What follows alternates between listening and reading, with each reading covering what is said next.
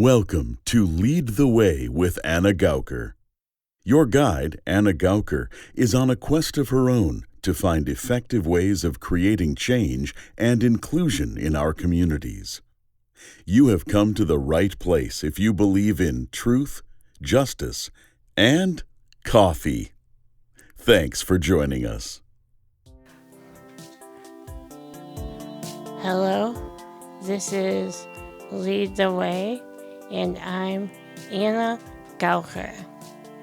Unless you are driving or operating heavy machinery right now, please stop what you're doing and rate and review this podcast.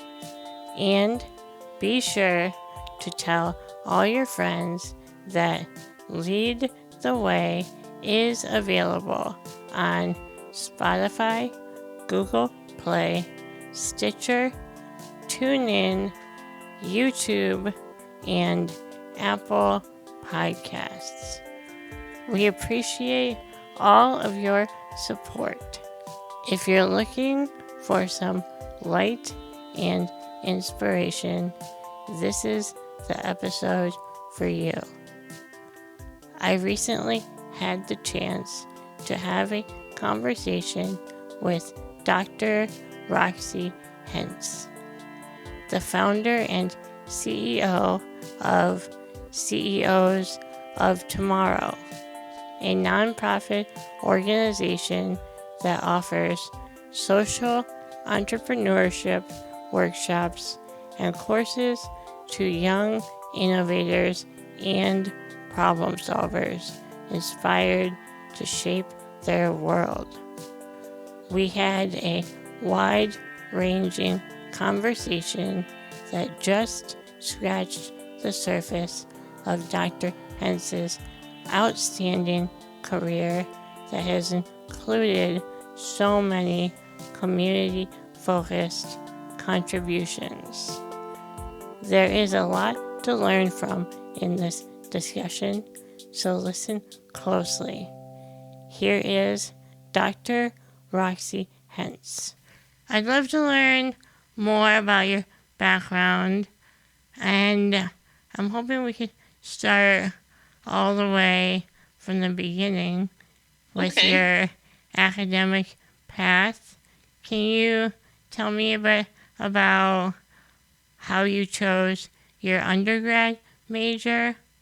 Sure, absolutely. So actually, you said all the way back, and that's exactly what happens. It goes back. I was inspired in fifth grade. I had my favorite teacher named Stephen Staples. It was at that time that my parents, I was a part of the 220 program. It's a program to integrate schools, racially integrate schools. My parents sent me to school in a suburb of Milwaukee in Wauwatosa. And it was there that I met Stephen Staples my fifth grade year.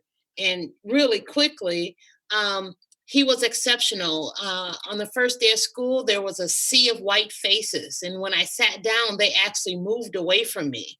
And that was my first day experience. But Stephen Staples was an amazing teacher, and he brought us together as one. He taught us to value difference and not to see it as a deficit, but an asset. He had really great relationships with all of us. And it was at that time I was inspired to become a teacher. So my undergrad is actually in education. And I've been in the field of education now for almost 30 years. It actually feels like a blink of an eye. But it has been 30 years. And I've had the pleasure of having multiple roles in the field of education since then. So that's my undergrad. I went to Marquette University with a degree in education for my undergrad. Do you feel like with the approach that your teacher took, Stephen Staples, did it have an effect on the other students as well? Did you notice a difference like throughout the school year? I did. And his power was even stronger than that one year. So absolutely. Again, on the first day, students were moving away from me, Right. while he created an environment where we all became very, very close friends. In fact, some of those boys, I still remember their names, who moved away from me on the first day are Facebook friends with me now. And that's been, oh my gosh, a lot of years. That was in the 70s, Mm-hmm. late 70s. So it's been a lot of years since then. But to prove how powerful he was, my elementary school went through sixth grade, and Stephen Staples actually left at the end of my fifth grade year. And I went on to sixth grade, and there were two sixth grade classes. Half of us went to one teacher in the building, and half went to the other. And I had my worst teacher ever. Again, I'm the only person of color in that grade. Same was true in fifth grade. Half of my peers from Stephen Staples were in the class with me. That following year, mind you, Stephen Staples is no longer in the school. This teacher was awful. He told me on a regular basis that he wished I wasn't in school. He told me on a regular basis he would whisper in my ear that I would never be successful. He did cruel and evil things. He would hold up my work and say, "Isn't Roxy's work ugly?" He was awful, but he too is the reason why I decided to teach and understood the power of teaching, because those students who were in class with me with Stephen Staples became activists on my behalf in sixth grade. They stood up for the injustices that were happening to me. I know that wouldn't have happened if they had not have had Stephen Staples, because it wasn't happening with the other students. Although they didn't join in with the teacher, they certainly didn't know how to advocate for what was right. So the power of a teacher is really strong. Here I am decades later, still talking about Stephen Staples, but also knowing even without him being present, kids who were influenced by him continued to stand for what was right. So I was very, very, very lucky to have had him. And I know his impact lasted well beyond me.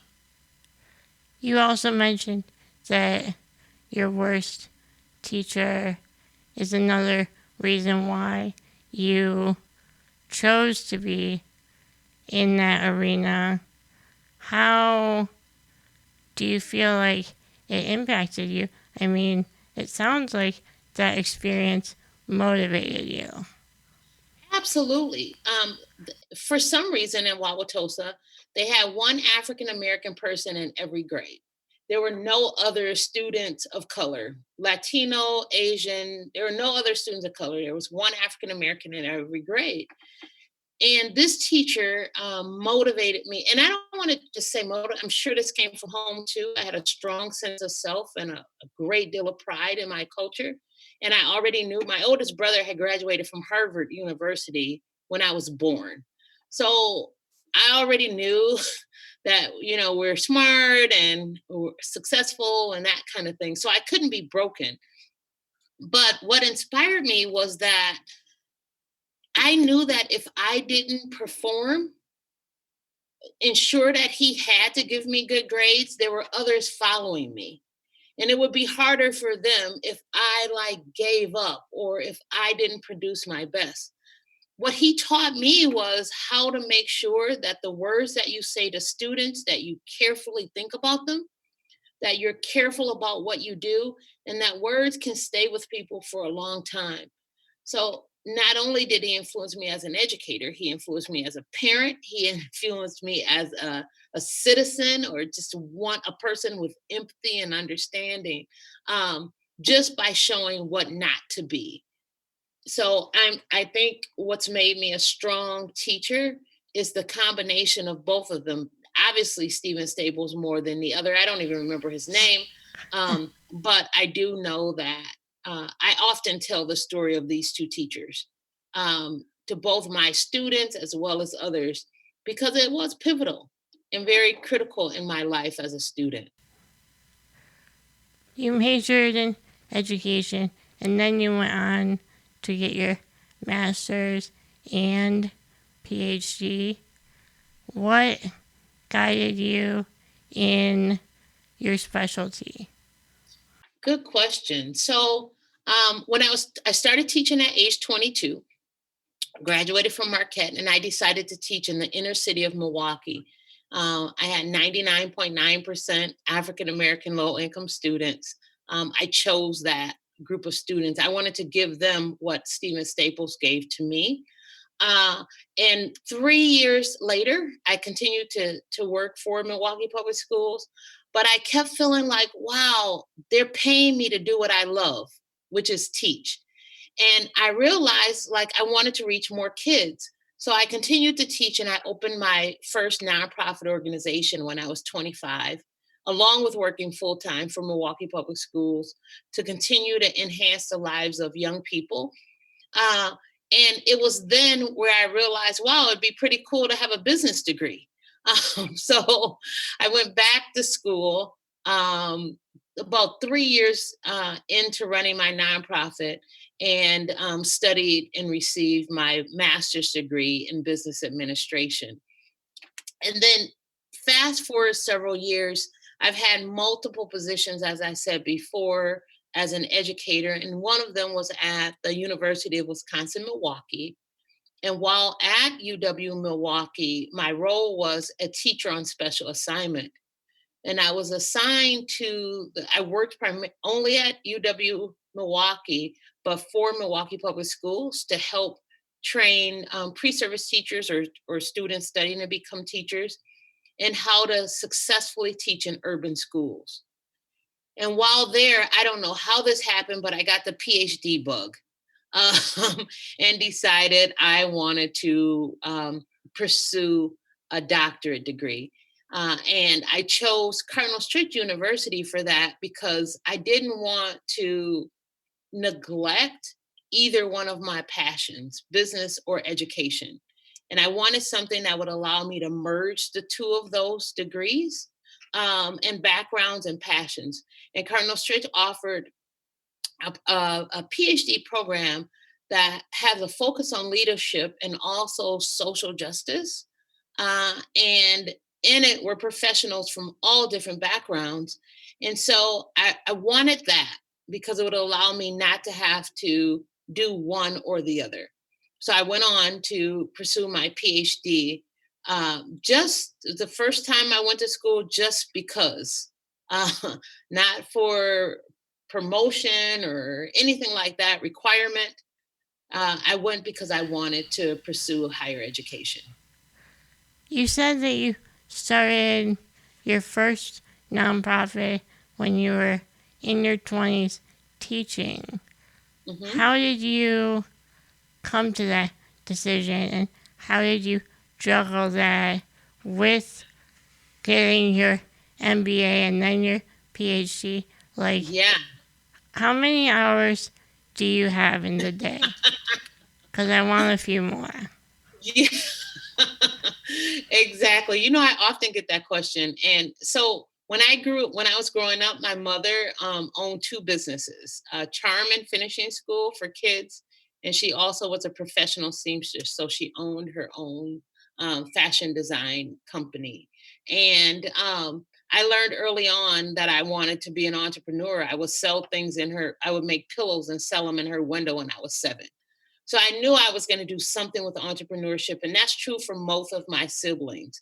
So that I knew I still wanted to do. So teaching was fulfilling, very fulfilling, but it didn't help me to address this entrepreneurial itch that I had. I actually ran my nonprofit that served 135 kids, 9 licensed teachers overall who worked for me. Ran that program also at this organization, worked for Milwaukee Public Schools full time. When I was working on my PhD, that was full time. I was a parent full time. So, how do you fit all that in a 24-hour day? Exactly. I'm still very busy today. And what I've learned is I kind of focus on the task at hand. If I am working on CEOs of for tomorrow, as an example, my focus is just on that. If I'm working on my education consulting career that I also do, my focus is on that. But I probably need to get more sleep than I currently get. And that's probably been true for my whole life that I can remember, because I know sleep is a necessity, but I certainly don't get enough of it. So don't try that route. How many hours of sleep do you feel you need to function? Um, I know to be healthy, I'm supposed to have 7 to 8 hours. I would say I probably get in the area of like 5 or so. Um, and I seem to function well on that, but I know that I probably would function even better with 7 or 8 hours of sleep. I haven't really tried that on a long term basis, except if I'm on vacation. Uh, but I function on about 5.5 hours. And your nonprofit now is CEOs of Tomorrow, of course. But how do you feel that the first organization you started and your experience doing that helped you shape your vision for CEOs of Tomorrow? You know, another good question. I ran Teen Approach, which was the first organization for 17 years. And what made me make the decision to transition out of it, we worked with kids in grades or 8-year-old to 14. And so my daughter was able to grow up in Teen Approach. And by the time she reached 8th grade, I knew that by high school, you asked about balance. I didn't want my daughter to go to high school and I still be working CEO or Teen Approach full time and Milwaukee Public Schools full time, which would mean I would not have time for her. Before that, she was in CEOs or Teen Approach. I keep saying CEOs of Tomorrow. She was in Teen Approach, but I certainly wasn't willing to sacrifice parenting and time with my daughter with 4 years left. So I made the decision after 17 years. Um, I spent a year with my board of 12 looking for a replacement, and made the decision when my daughter reached high school that I would then exit from the organization. I took a lot from that. I learned so much. I think one of the reasons why I've been able to grow CEOs of Tomorrow so quickly, along with so many partners and my employees, is that I came with 7 years of experience running a nonprofit organization, 17 years, and then also at the time I opened CEOs of Tomorrow, 24 years of education experience. So I've continued to like be able to blend my loves together to make this happen. In 2011, I won the Fulbright Distinguished Teacher Award that allowed me to teach in South Africa. And I focused again on, for the first time, uh, besides my PhD, blending education and entrepreneurship. And my focus was on teaching and integrating entrepreneurship education in K 12, kindergarten through 12th grade education. I wrote a book that's now on Amazon to teach teachers how to do that too. And that's when made the decision that I wanted to, as best as I can, blend those two worlds professionally instead of doing them in two separate worlds like I did with Teen Approach and Milwaukee Public Schools, where Teen Approach was running my nonprofit organization and working for MPS was education. I decided I wanted to like really marry those two. And so I did that in Africa, and I'm doing that definitely now in CEOs of Tomorrow because that's our focus, teaching kids entrepreneurship education with a focus on college and career readiness. How do you feel your personal leadership style has changed or evolved over the years? Hmm. One thing that hasn't changed, I think it has been enhanced, but the bedrock of who I am is a dedication and a commitment to youth.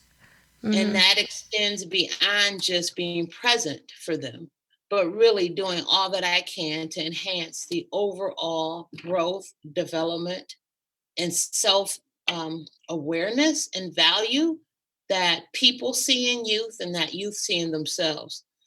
So that definitely hasn't changed. I think my leadership skills have certainly evolved since I was 25, um, and worked and my led my first nonprofit organization. I think because I've had years now of experience also training teachers and teacher leaders and administrators in school. Whenever you can teach something, I think it's a skill that every profession should have or incorporate. When you teach something, you become better at it. Great practice incorporates great outcomes. So I've been able to really enhance my leadership skills by enhancing my teaching skills. And that's been helpful and really beneficial over the years. I value my employees, they're like family. They're important to me beyond just what they give to CEOs of tomorrow. I want to help them soar. And if that means soaring outside of our organization, I'm willing to do that too. So I think that's improved as well. And then overall business management.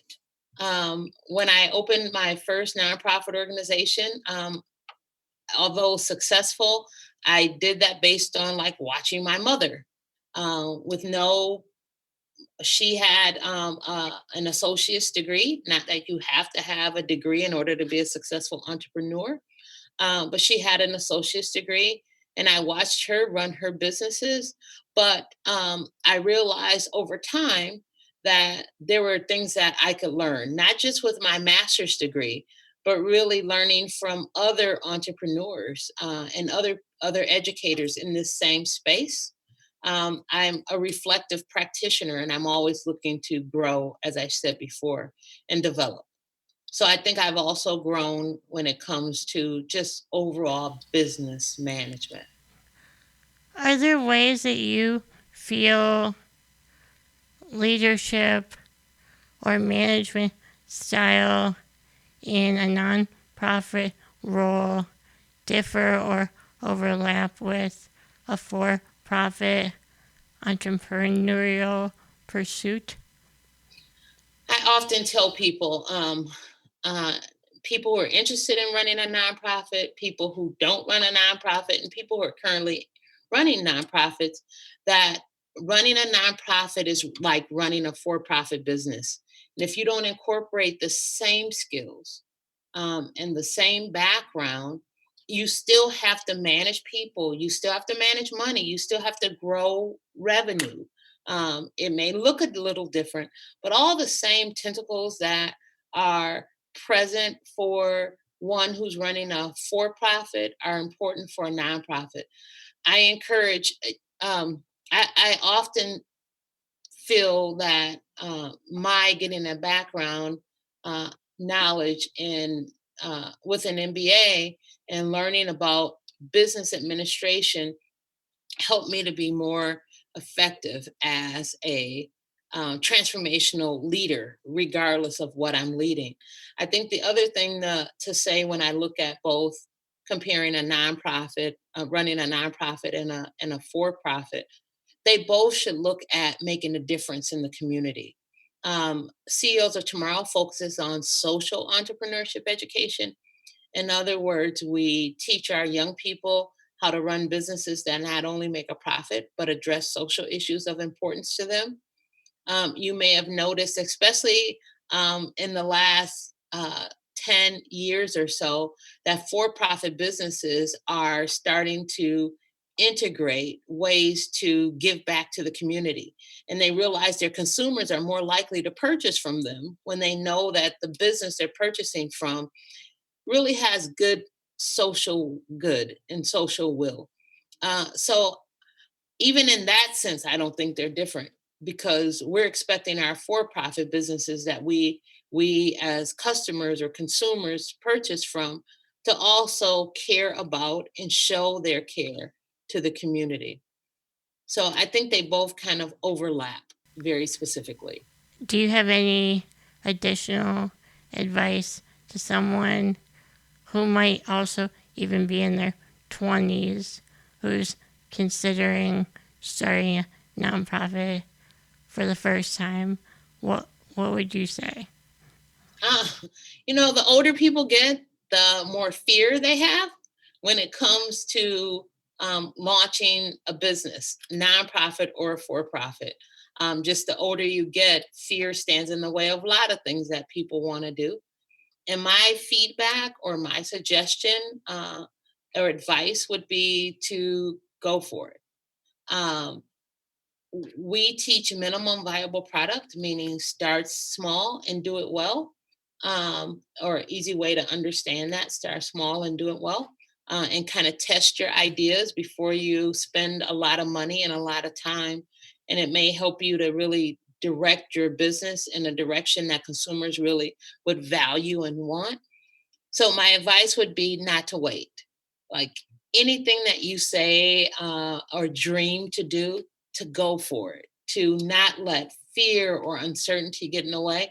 There's so many resources out here to support you along the way as a entrepreneur, be it nonprofit or for profit, especially in the nonprofit world. There's so many resources and classes and opportunities and people to support you. So I'd say lift that idea off the ground and change it from an idea to reality. That's when you see the fruit of your labor. CEOs of tomorrow, what made you take the jump with that? Yes. So good question. Um, I moved to Madison because my spouse had a promotion here, and from Milwaukee, and I applied for multiple. I shouldn't say multiple jobs. But I applied for multiple jobs and got many offers. And I made the decision to work for the Department of Public Instruction, thinking that I would be able to impact the educational system for all students, but particularly Black and Brown students who are struggling in our school systems here in Wisconsin. And I enjoyed that work. I spent time with Dr. Tony Evers working on his initiative promoting excellence for all to address the racial achievement gap here in Wisconsin. I also was assigned priority schools in Wisconsin, which are schools that are academically lowest functioning, or that's what they were called when I was there. Um, but none of them were in Madison. Madison has its own challenges too, although that wasn't one of them, but Madison certainly has its challenges too when it comes to education. But I decided that while I was there, I couldn't directly see the impact I was making on kids here in Madison. And I was now residing here. And I felt conflicted about that. I am a lover of education. I enjoy teaching. It is my gift. I know I'm a master teacher, and I don't say that to like pat myself on the back. I say that more to say that kids deserve teachers with experience too. And they often may not have that, not all of them. And to have a teacher of color, I think, is tremendously important. Uh, I wanted to make a difference with the kids here in Madison and the surrounding area, and not just impact the state. That's important, but I needed to do something right now. So I made the decision to leave DPI completely and jump right into CEOs of Tomorrow, launching CEOs of Tomorrow. I love entrepreneurship. So I just use entrepreneurship as the vehicle to motivate kids for academic excellence, providing them rigor and relevant curriculum, and then using, again, entrepreneurship as a tool to get them there.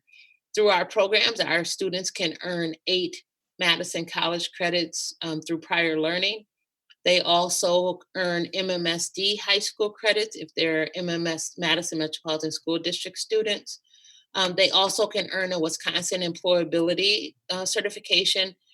And they also, lastly, can earn this year, typically there's 3, this year there's 4 digital learning badges that they can use for professional or college entry. So it's quite impressive the credentials that they amass while being a part of CEOs of Tomorrow. And then at the same time, they learn how to open these cool businesses that they design on their own. We guide them through the process, and they address issues with their businesses. And it's quite impressive. They've addressed racism and global warming and ocean pollution and immigration issues and all kind, again, women's rights. And you think of it, our students have said, that is an important, animal abuse, that is an important issue to me, and I'm going to use my business to impact that issue. So our kids know that they don't have to wait to be grown-ups to make a change in their communities. And they don't have to wait to be grown-ups, in fact, to even launch a business. They can do that right now. And we work with kids from ages from grade 4th grade through 12th grade. So we're, again, very impressed with these entrepreneurial ideas and businesses that our kids are launching. Can you talk a bit more about what the program entails? And also, Absolutely. how did you choose the age range that you would focus on? It's interesting. It goes back to what I was saying about starting small and pivoting based on what you learn. CEOs of Tomorrow, initially, my initial thought was to work with 4th through 8th graders, thinking that by the time they got to high school, it's kind of too late, kind of thing. Because that's what I did with Teen Approach, right? We worked with 8 to 14-year-olds. But after launching it and starting small, I learned quickly that high school was a need here. And so, although we work with 4th through 8th graders, it's just in the summer and for a summer camp kind of experience. But our year round programs are for high school students. We actually have 5 programs that we offer high school students. One is an academic course that teaches entrepreneurship and business. They can earn 3 college credits for that one. We call it all of the high school programs are under the umbrella of These Teens Mean Business. So the academy, These Teens Mean Business Academy, focuses on teaching course content, college level, on entrepreneurship and business. That's offered in the summer. We also have These Teens Mean Business Incubator that is offered in the spring and the fall. Students spend about 11 weeks with us on Saturdays, and they go from, some of them don't even have a business idea, which is completely fine, but ideation to actual implementation of opening a business. They each do that on their own. On the last day, we have a pitch and launch event where they all pitch their businesses in front of an audience and a panel of judges. And then the audience becomes their customers, and they each open their business, and the audience can then shop. And then we end the pitch and launch event where judges pick the top 3 students, businesses. First place gets $1,000, second place $500, third place $250, and it's based on their social issue, their logo, their branding, their pitch, their customer service. So it's a bunch of criteria that's used to determine those top 3 earned, what we call top CEOs. We also have These Teens Mean Business internship program. If you've participated in any of our other teen programs, you can participate in the internship. It is paid plus college and high school credits and an employability certification. These students work for entrepreneurs, local entrepreneurs. And what makes our program, our internship program, so special is that our teens aren't green, so to speak. So they're doing more than just filing papers because they've taken business courses, because they are entrepreneurs, have launched businesses. They actually can give and support these local businesses in a real genuine way, while also being mentored and learning about entrepreneurship from someone who's actually running a business. We also have These Teens Mean Business Global Excursion Program. We take our kids to Africa. Again, if you've been in one of our programs, you could participate. They train they work with orphan teens in Gaborone, Botswana, and teach them about entrepreneurship, social entrepreneurship. And before they leave the country, they help them launch a business. That's pretty exciting. And we started that last year. This will be our second year, but coronavirus decided to show up and ruin those plans for this year. But we will continue that program. And then finally, we have Innovation Studio. Our students design businesses in a box they create from scratch for kids 8 to 14. Their first three boxes, it started this year, their first three boxes came out. So we have a business in a box for kids to learn how to open a gummy bear business, one a kettle cord business, and another homemade lotion business. So everything the child needs to start that particular business is all packed in a box. For our fourth through eighth graders, we offer Business of Giving Summer Camp. It's a summer camp like what you would think of with summer camps, field trips, and fun. But we also teach them entrepreneurship. So they too launch a business together in the camp. And I do want to say for all of our programs, be it for the younger kids or the high schoolers, the money that they make from their businesses go back to the kids. We don't keep any of those funds. So we also teach financial literacy. And in fact, all of our teens who work with us have accounts, savings accounts, at some financial institution, because we think it's important to not only teach them how to make money, but also how to manage it. So those are our programs in a nutshell. We do have outside schools and organizations that contract with us so that we can bring our programs to them. So we offer that as well. You talked before about starting small, but you've certainly grown quite a bit. How do you feel that you know when something's working, and how long does that take for you to decide, okay, we have this program, this is going well, now we're seeing a need that we can expand, let's pilot something new. What is that process like for you? Well, that too is a great question. I really don't believe in just starting programs and growing. We only start a program if there's a gap in learning. So, for an example, when we started our global program, it wasn't because we were looking to start a program, but that we knew that the social issues that our kids are tackling are global issues. And we wanted them to be aware of more than just what they can see. We wanted to expose them to something larger so that they know that the businesses that they are launching can not only help their immediate communities, but they could be businesses that impact the world. We also found the reason we just launched this year Innovation Studio is because our kids, some of our students, the businesses they were opening, not all of them, by for sure, um, but didn't really push them to be as creative as we know that they can be. And so we wanted a program that kind of forced them to create things that don't already exist, to build things from scratch, to design using design thinking, to design something new, to innovate. So that's why we launched Innovation Studio. So anything that we've launched has been to really fill this gap. And now that we have these 5 teen programs, they all provide something different. So a child that goes through all 5 will be well developed as it relates to not just entrepreneurship. I do want to say we're not trying to build entrepreneurs, we're building entrepreneurial thinkers.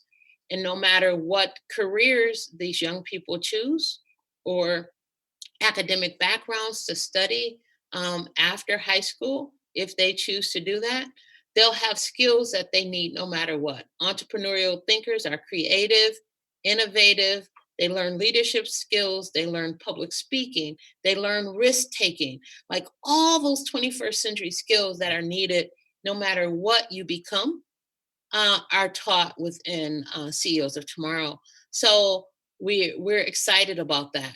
We started out, to go back to scale your original question. I launched CEOs of Tomorrow in 2016. The only thing we did that year was These Teens Mean Business Academy, which was called Summer Course then. It was a 4-week summer course, and that was it. And like that program, we used data from our kids, their families and partners and staff to determine if we needed to pivot, grow, expand, what we needed to do. So we are driven by all of our decisions are driven by our kids. We work for them. So depending on their feedback, which we are constantly getting formally and informally, that drives the shape of our organization. And again, going back to the start small, every program that we launch, it's always small, and we grow it from there. We never take, at least for the high schoolers, more than 15 students at a time in a program, because we know it's really rigorous and we don't want anyone to be a number. We want to make sure that they all succeed and we don't overcrowd the space so that anyone gets lost in that learning. How does someone become one of the participants? Most of our students are referred to us. Not all, but most. Either from business school teachers, because our kids are from Madison, Middleton, Fitchburg, Verona. They're from all over, Sun Prairie. All of the Madison public schools, we have students represented. So our students are really focused on making sure that to go back, I'm sorry, to your original question, I started thinking about my kids and went on a tangent there. So business teachers recommend them. We've had school counselors. We've had parents who, word of mouth from parents and their kids is how we get students.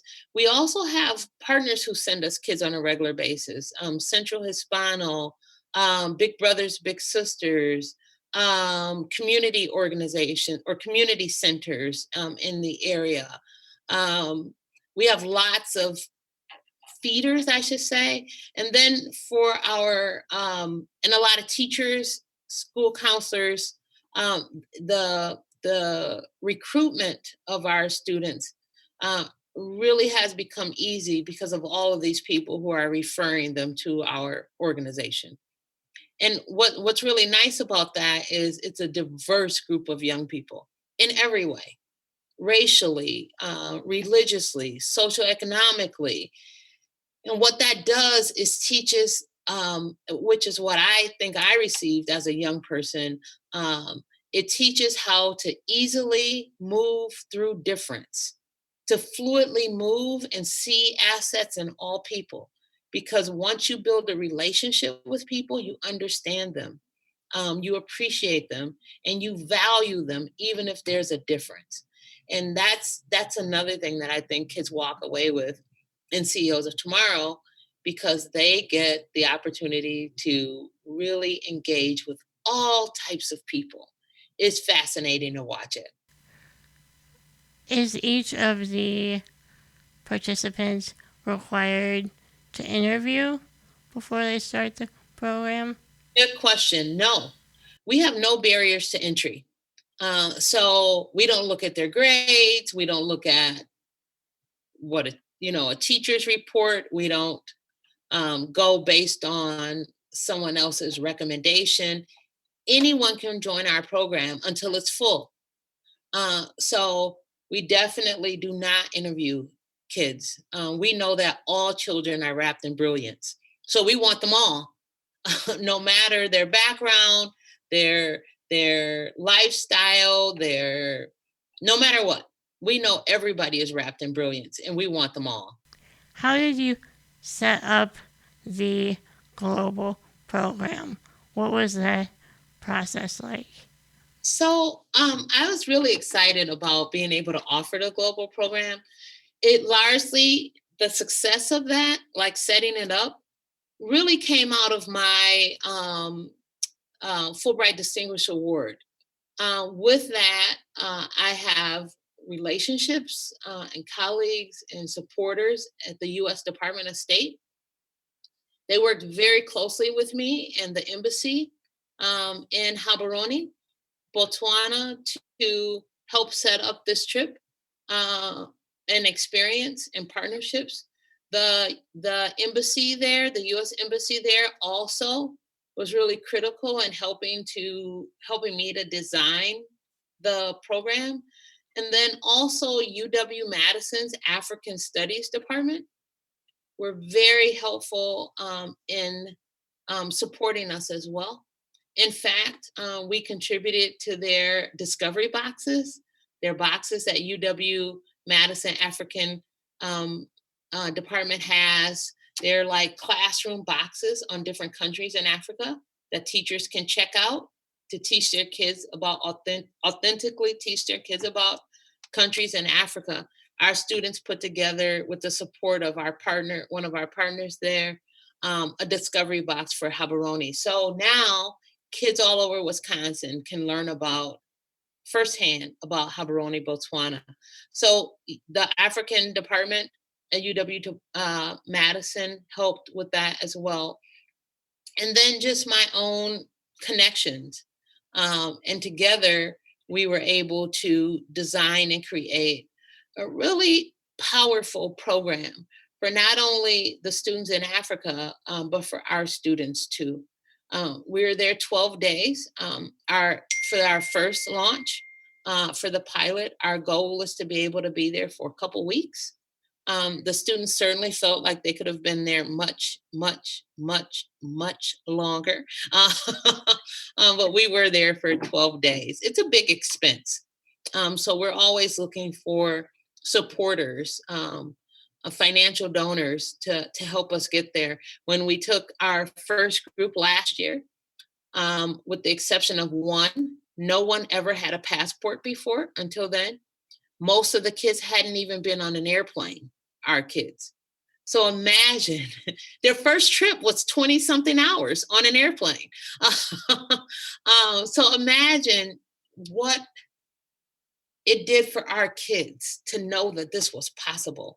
For some, it was the first time in their family, for most, where they had left the country, someone in their family.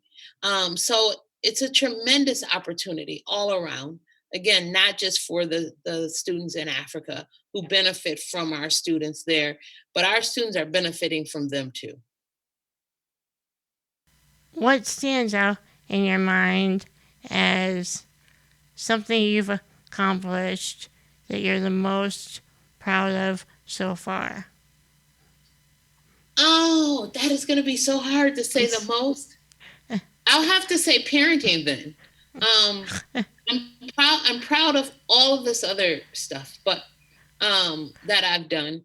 But I have three amazing young people who I have to say are I'm most proud of. My dad, who, just as an aside, and to give this more context, was born in 1920 in Mississippi. Had an eighth grade education because back then it was very challenging for African American people to be educated. There are lots of barriers to that. But my dad was the world's greatest dad, and he taught me how to love my kids unconditionally. So I have one biological daughter, and I also raised my niece and nephew. My nephew actually was born when I was 15, and I literally started like I asked my sister if I could take him to get his hair cut, if I can take him to school, and it just turned into by the time I graduated from college at 22 and he was 8, I asked her if I could raise him. And then I also raised his little sister too, starting in sixth grade. She asked, can she come and live with me too? So my sister, the biggest show of love, now that I'm a parent, I know it's the biggest show of love for her to have let me like raise her children, which became my children and her children. My nephew today is an engineer. My niece is a social worker. And my daughter just started yesterday her first year teaching with Teach for America in Selma, Alabama. Oh my Um, gosh. I'm proud of them, not just for their achievements. They all have followed their dreams, very much like I have. to do something that they love. They were encouraged to do that. But most importantly, they're good people who care about people, who value family, who love deeply, who advocate for those who are the underdog, often seen as. They're really good people. And so I'm most proud of my kids. Wow. Well, you can't ask for anything more than what you've just described as your three. That's amazing. Well, it's been such a pleasure to talk to you. Just listening to you has really revived me today. So I thank you for that. You really share a lot of inspiration and motivation for me, and I'm sure many, many other people. Thank you. Thank you. And I want you to know this has been a pleasure. I've enjoyed my time, and I especially want to thank you for inviting me to your podcast. It's been a great time. Thanks again to Dr. Roxie Hentz. Her book is It's My Business, Inspiring Students' Ideas for a Better Community. And visit ceosoftomorrow.com. That's ceosoftomorrow.com for everything you want to know about their good work. Thanks to Buzz Kemper for his voiceover artistry. This episode was brought to you by the time and talent of Tyler Willenbrink, Natalie Tush, Kara Supley, and Jeremy Van Mill. I'm Anna Gaucher. Until next time.